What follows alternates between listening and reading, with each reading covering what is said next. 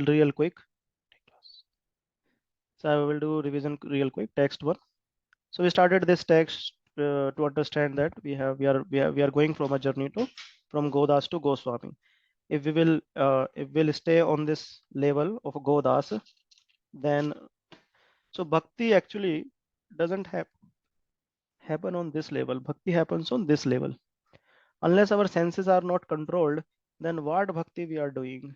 We are actually we are doing, that's not like we are not doing anything, but actual bhakti happens at this level when we have controlled our senses, if not fully, but at least to the extent that we are able to wake up early in the morning and complete the morning program. At least that much bare minimum is required. I mean, I'm not trying to demotivate any of you, but these are the standards, and out of those standards I'm telling you the bare minimum. So text one from Nectar of Instruction, written by Rupa Goswami and translated by His Divine Grace A.C. Bhaktivedanta Swami Srila Prabhupada, is a journey from Godas to Goswami. Text one is a transition. So in so we discuss this text. Vacho vegam manasa krodha vegam jiva vegam udrapastha vegam etan vegaryo visheta dhira sarvam api mama pratvim sasashyat. A sober person who can tolerate the urge to speak, mind's demands, action of anger, the urges of tongue, belly, and genital, is qualified to make disciples all over the world. So in last class, we completed the discussions on mind's demands. Today we'll start actions of anger.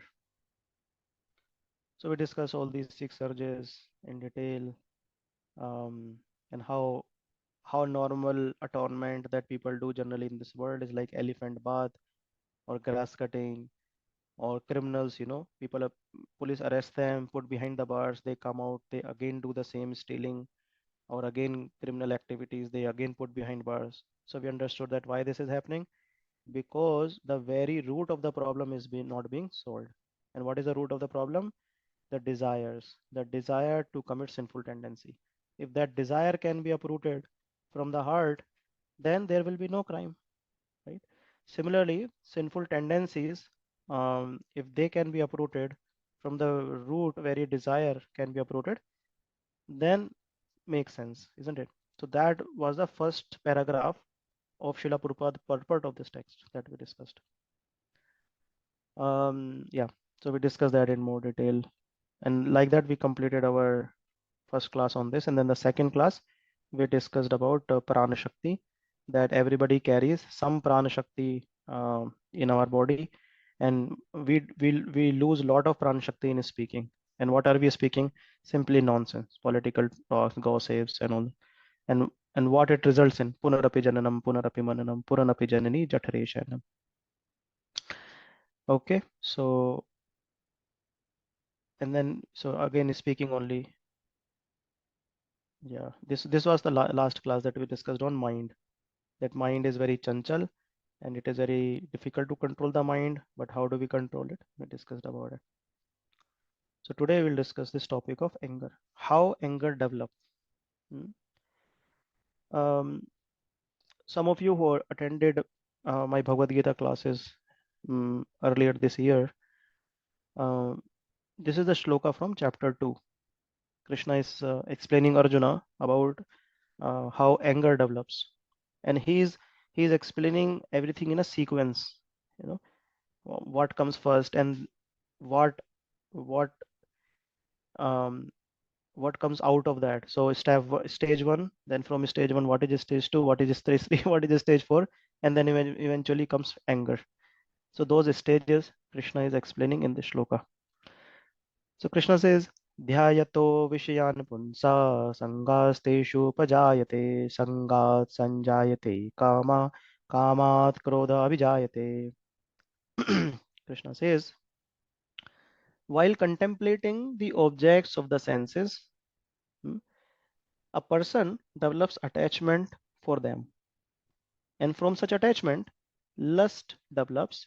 And from lust, anger arises. Hmm? Um, what does it mean? Contemplating the object of senses. See, what are our object of senses, for example? You see, for example, children. As a father, mother, parent, our responsibility is to take care of our children. But sometimes, we start contemplating that they should satisfy my senses in the sense, oh, they should become rich in their life. They should become big politician or something in their life. So people will praise me, ah, he's a father of an IS officer. Or he's a father of a student in Oxford University, you know, or or he is such a he see his son such a bodybuilder. He is his father, his mother. So what are we doing actually, instead of playing our role of a servant as a father, mother, parent, or brother, we start playing the role of a materialistic person who always tries to enjoy his senses. Mm. Now, what is happening with that contemplation?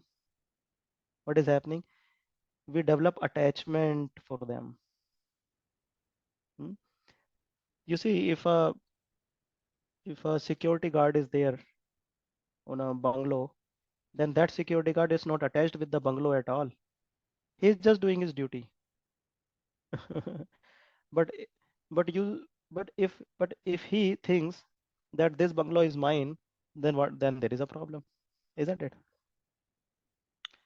Similarly, he's not contemplating that his bungalow is mine.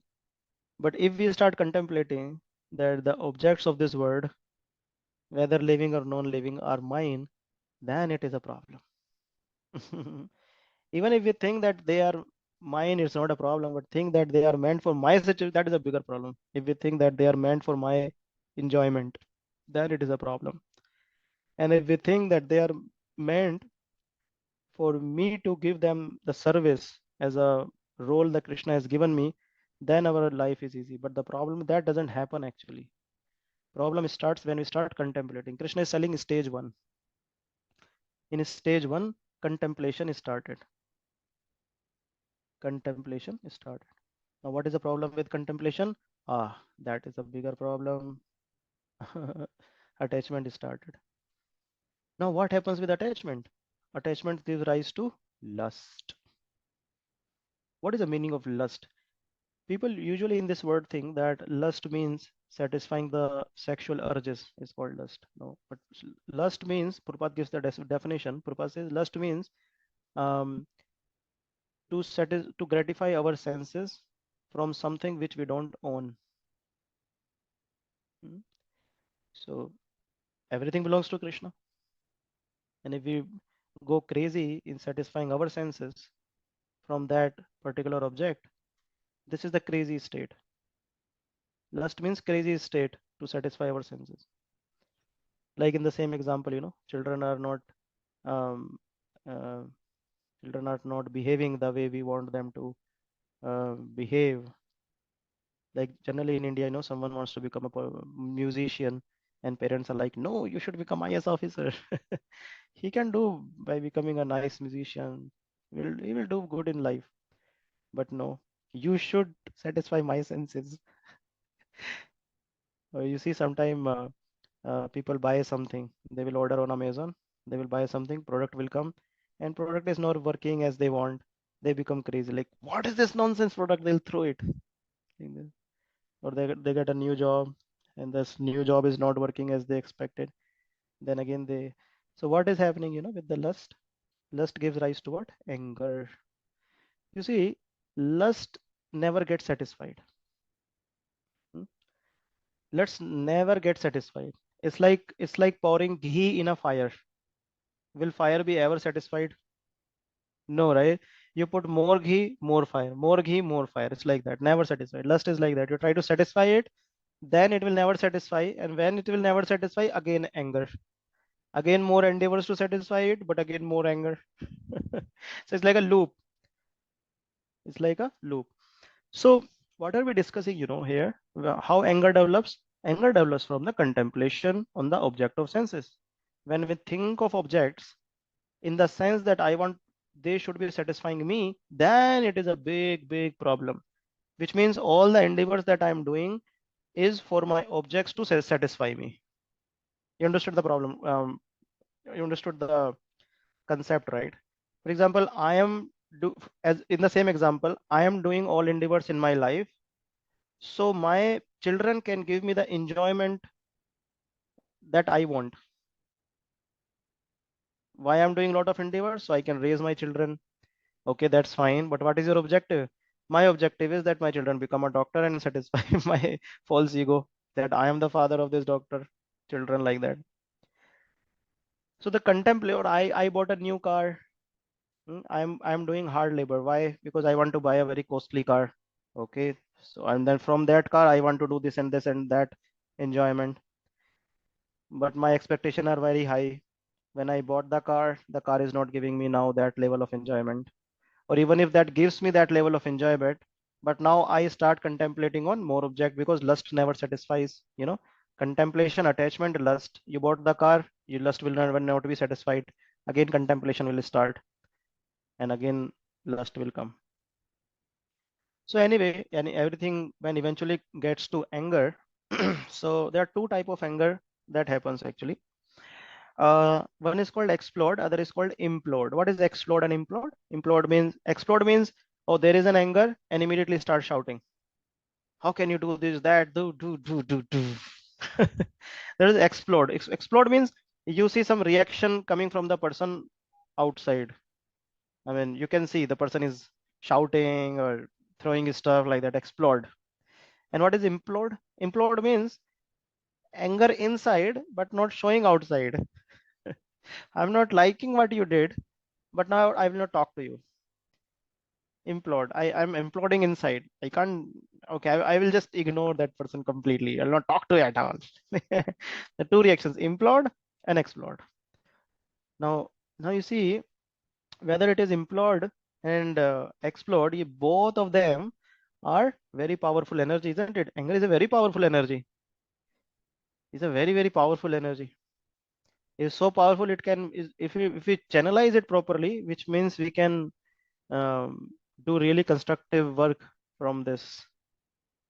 Like they build, I don't know, bridges. What do they call in English? This word बांध जो बनाते हैं ना? I don't know, पता नहीं शायद bridge dam, yes. So they control the heavy energy of flow of water through dam, and then they use it in electricity. So this heavy energy can be used in, they channelize this energy and do some constructive from this. So anger is a very powerful energy, and it can be properly, if it can be properly used, then we can do really amazing things from this. Like you see Hanumanji, Prabhupada always gives this an example of Hanumanji and Arjun, that Arjun was also angry because of adharma happening from other side. Hanumanji was also very angry that Ravan had kidnapped Mother Sita. So Hanumanji, what he did, he used that anger in the energy of Lord Ram. He he burned whole Lanka. Arjuna also used that anger in the service of Lord Krishna. He used that energy to kill the other party.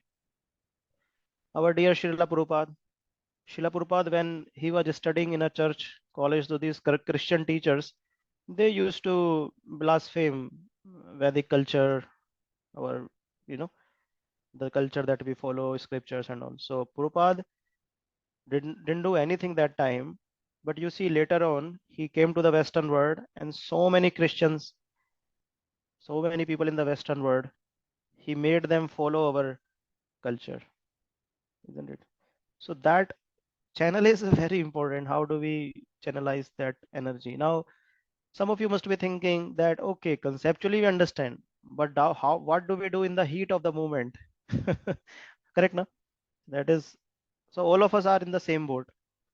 All of us are trying to learn how do we channelize our anger. So let's see. So there are some points, and out of all of them, I like this idea that I'm going to discuss today, though there are a lot of things, and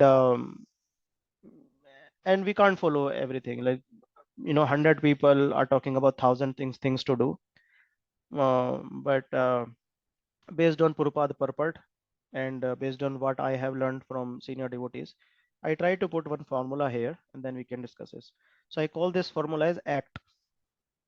I learned it from Bal Govind Prabhu. So this is called ACT. A means adjust, C means clarity, and T means transcend. What is this? A means adjust. You see, every soul is unique in his own way. Some people are good in something, they might not be good in something else. Um, and for if you, I tell you my own experience when I, uh, I used to be very when I first get my first job like in Accenture when in April 2008, I was very good in my work. And when I will see other people doing any nonsense, I will immediately get angry. I was like, what rubbish you guys are doing? You don't know even this. This is so easy. How can you make such mistakes? Huh? I will go so angry. Even on silly things people will make. I was like, how can you do it? You don't know who got you in, who interviewed you like this. I used to think that I am Krishna. You know, this is the Krishna mentality that I am the Supreme Lord. Everything should be perfect. Everybody should serve me. No one can insult me like this. I'm like I am the center of the universe. When we become angry, the anger means we are thinking that I am the center of the universe. Everyone should respect me. But after coming into Krishna consciousness, even though it's not like I came into Krishna consciousness and I was never angry, but this philosophy always strikes me whenever I feel the temptation of being angry. I think that Krishna, have been tolerating me since time immemorial. Even today, after coming into Krishna consciousness, I have been doing so many things which Krishna does not, let's say, propose. Krishna says, no, you should not be doing. But even if I'm doing, he is still tolerating me and allowing me to stay in the association of devotees, isn't it? I did in my past life, I don't even remember, but Krishna remembers everything. He must be remembering everything, whatever nonsense I did. And still he is allowing me to chant Hare Krishna. Hmm? Still he is giving me the association of devotees. Still he is allowing me to come in his own temple and serve there. He is still allowing me to have his remnants, prasad that we have every day. He is still allowing me to have his darshan. He is still allowing me for so many things. Even though I have been, he's watching me from time immemorial. So much nonsense I have been doing, but he's still like a loving mother. He is still forgetful of what I'm doing, like a mother. He never thinks that my child did anything wrong. He's always very loving. Now, father is very strict though. He's saying, no, no, you should not be doing it. Mother is like, "रहने दो ना आप, छोड़ो. It's okay, it's okay." Krishna is like that loving mother. Since time immemorial, life after life, he is having an eye. He knows everything what I'm doing. He still is tolerating me. Now, are we bigger than Krishna? Huh? Can't we tolerate others? Hmm? Whenever we get angry, we should think, am I bigger than Krishna? Do I think I'm bigger than Krishna? Because if I am angry, it means I think I'm bigger than Krishna. Hmm? Krishna is the supreme personality of Godhead. That supreme personality of God is tolerating me. Why I can't, as a servant, tolerate others? Let me become an instrument in His hand and do my part and help others to uplift them. Now, it doesn't mean we should not be angry. Sometime in your role, you need to be. Huh? Like a mother, if you sometime you'll have to be angry with show your anger to the children so you can correct them. But what we are talking about here, unnecessary temptations that we have in our mind, where anger will be of no use, you know, no use.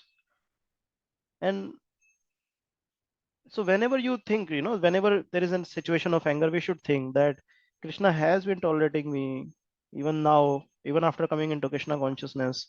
Guru are tolerating me, and devotees are tolerating me. Why I can't tolerate? It's not difficult. With that grateful heart, the toleration becomes very easy, isn't it? So that's there is a shloka also in Bhagavatam on this. It says tatte nukampa susamikshamano bhunjanevat pragam vipakam. It says that, my dear Lord, who unlessly waits for you to bestow your causeless mercy upon him, huh, all the while patiently suffering the reactions of his past misdeeds. So there are two things. One is tolerate. He's talking about tolerate. Tatte nukampa susamikshamano means he is eagerly waiting also. Eagerly waiting for mercy of the Lord. Mercy of the Lord. So the person who is doing two things, he is tolerating, but he is not simply tolerating. He is actually waiting also for the mercy of the Lord. The person who is doing two things, what happens with him? Bhagavatam says, Hirdyag Hirdag Vapurbhir Vidhanamaste, which means he will go back home, back to God, and he can claim his liberation. He can claim his liberation, which means no one can stop his liberation. He will be liberated after the afterlife. Like you are paying the premium every year in your insurance, and at the and insurance, if you submit any claim, insurance company cannot deny your claim because you have paid the premium. So this is the premium to get liberated from this material world. Tolerate, tolerate, and eagerly wait for the mercy of the Lord. Then you can claim. So this toleration, that the word tolerating, it is it is giving me the benefit not only in this life, we will become peaceful, but after life also. And like I said, just tolerate will not help. We'll have to eagerly wait for the what is the meaning of eagerly wait for the mercy of the Lord?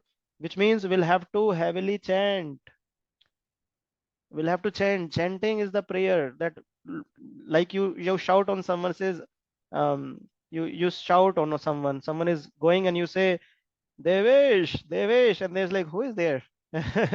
You show him that I'm waiting for you. Yeah, yeah. So similarly, when you chant Hare Krishna, saying, Krishna, I'm waiting for you. Hare Krishna, Krishna Krishna, Hare Hare, Hare Ram, Ram Ram, Hare Hare. Krishna, I'm waiting for you, please. So that is eagerly waiting for the mercy. And then all the while, patiently suffering the reactions of past misdeeds. If we do these two things, then claiming the liberation. You can claim the liberation. Oh, I deserve claim. Like that. Okay. Tatte nukampa susumikshamano. And then, yes, and we should also have this consciousness that whatever is happening in my life, let me tolerate it, because Krishna and Guru are very merciful. They are making all this arrangement in my life so I can become purified. And these two things actually help. I mean, I have been practicing myself. These are helping me a lot. And if required, sometimes there is NIC. They say need, interest, and concern. Sometimes we are not able to understand other person's need, his interest, his concern. So let's talk about that. Clarify. The need should be clarified. That okay, no problem. Let's discuss what is the actual issue. Sometimes what happens in the heat of the moment, the other person is also not able to clearly tell what is the exact problem. You know. So at that time, take a break. My spiritual master says that at that time, when you feel like you will say something, do something, take yourself out of that situation for some time. Let yourself cool down a bit. Then come back and then talk. Clarify. And clarify when you are also in peaceful mind and the other person is a peaceful mind. Until that, give it a break. But I don't think you will have to go because you are in the devotion service and have been practicing nicely. So these two things, even if you remember these two things, this will help. And if not, then you can go to this situation and this situation. Clarify. Never get into the situation where someone is, let's say, saying something to you. If you will keep standing there, another person is keeps saying, then at a moment you will also start shouting and the situation will like boom. So better to take yourself out of that situation for that moment. Back, just make some excuse. I need to go to pee. Make some excuse, go there, take your break, and come back, talk peacefully. And third is transcend.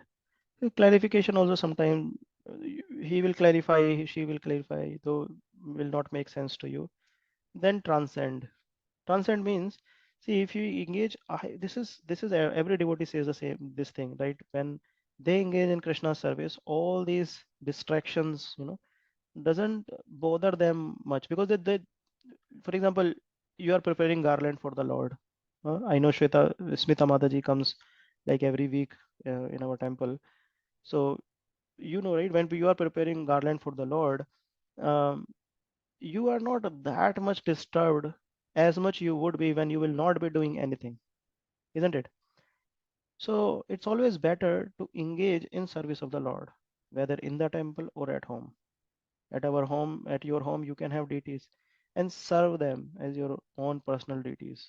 Always start engaging them. And so you will become little restless. I mean, less restless than other times. So it's better to engage in Krishna's service. So peaceful mind gets less easily agitated and to act out of anger. Nowadays, because of this social media, what do you call it? Shorts, YouTube shorts or this and that. What is that app? Instagram. So all these apps, so they are agitating a mind a lot. So mind is already agitated because of so much social media influence, and any little outside touch, I'll call it touch because people are very touchy nowadays because of these influence. So it becomes more and more disturbance. It creates more and more disturbance actually. So we'll have to have a peaceful mind which means we'll have to transcend from our situation today. As much addiction we'll have, that much agitated will always be in our mind. So we have to be always engaged in Krishna's service. I would suggest that all of you are, if not, some of you are not chanting, you start chanting at least one round. And if you think that you need some kind of a reminder, you can let me know. I will also remind you. But please start with one round at least. If you are chanting one round, you start one more. So every year, what I do, I take one vow every year from a spiritual perspective. I will take some vows. So New Year is approaching. You also take some vows. Start chanting, and when New Year comes, take some more vows in your spiritual life. And believe me or not, when year will end, and you will be following those vows, you will feel much better. You will feel like very satisfied. Like this year, I took this vow that um, I will have 10 more devotees, start practicing Krishna consciousness, and by Krishna's blessings, more than 10 are also practicing. It feels so satisfied that the spiritual life, Krishna's family is increasing. And yeah, I took this vow that I will complete Bhagavad Gita thoroughly, more scrutinizingly. So like that, you also take some vows in your spiritual life, and it will help you a lot because your mind, now you are shifting your mind which was not having any clear direction what he has to do in this year or in this month or in this week. Now you're giving your mind a direction that no, I have to work towards this, my goal, this is my goal. I have to increase my rounds. I have to chant 16 rounds. I have to read this book. I have to hear these lectures. I have to attend Mangal Aarti, Mangal program once a week, daily, whatever your goals are. So you are shifting your mind from unnecessary stuff to the more clear objectives. So your distractions is shifted. So your goal is clear. You are more engaged. So you will transcend yourself. And you'll become happy. So that's the way I think it will work. Otherwise, no matter what plans, what arrangements we make in this material world, see, every year people make material goals also, isn't it? We can also make, that's not a problem. But the problem, if we just make material goals now, we are in a spiritual life, we know Dukhalayam Ashashvatam. What goals we are trying to make in Dukhalayam? This is Dukhalayam. This is the Alayam of Dukh, which means this is the house of Dukh. So no matter what dance you do, it's gonna be it's gonna give dukh only. So no matter what material goals we make, what accomplishment we are gonna make in this material world, it will come back to us in the form of suffering only. Small sukh, a small sukh, but lot of dukh.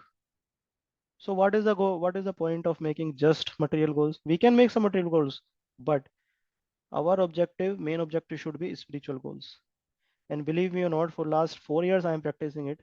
It is very satisfying, very very satisfying. So make some spiritual goals. You have any problem in deciding what I should be, what should be my spiritual goals? Talk to your shiksha gurus. Talk to your shiksha gurus. Ask them. They will give you some goals, and you keep, you know, giving them the status every month, yearly, quarterly, and that's how you can advance. The best way to get out of anger is to transcend, to start focusing on the spiritual life. And that way you will feel this point number one and two, where you will think that, oh, Krishna is acting in my life. So everything you will start tolerating also, because you know Krishna is acting to purify me, like that. Anyway, so I will stop here. I think I 7 minutes over time. Okay, let me stop recording. Is there any question from anyone?